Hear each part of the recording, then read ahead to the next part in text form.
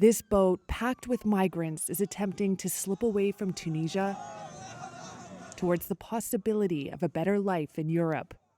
It's dark, dangerous, and the country's coastguard is closing in on the passengers, who have little more than inner tubes to keep them safe.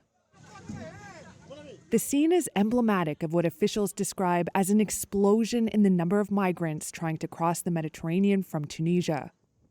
In the first 4 months of 2022, the Coast Guard stopped 3,000 people at sea. In the same time period this year, that number spiked to 17,000.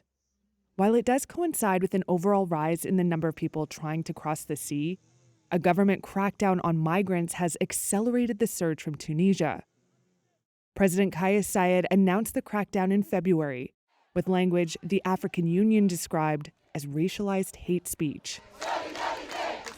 Many migrants say they've been subject to racist attacks, and that comes after fleeing war or natural disasters.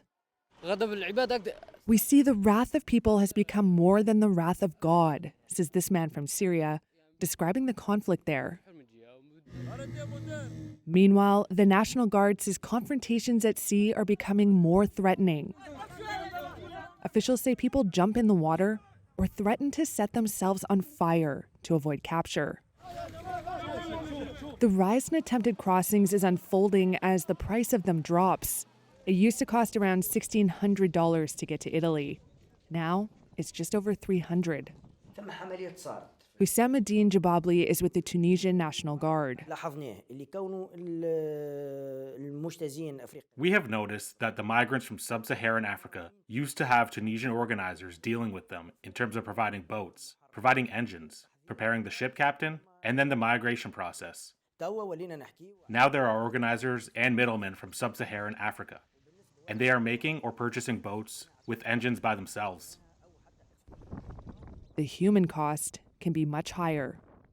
Bodies wash up on the beaches in the port city of Sfax.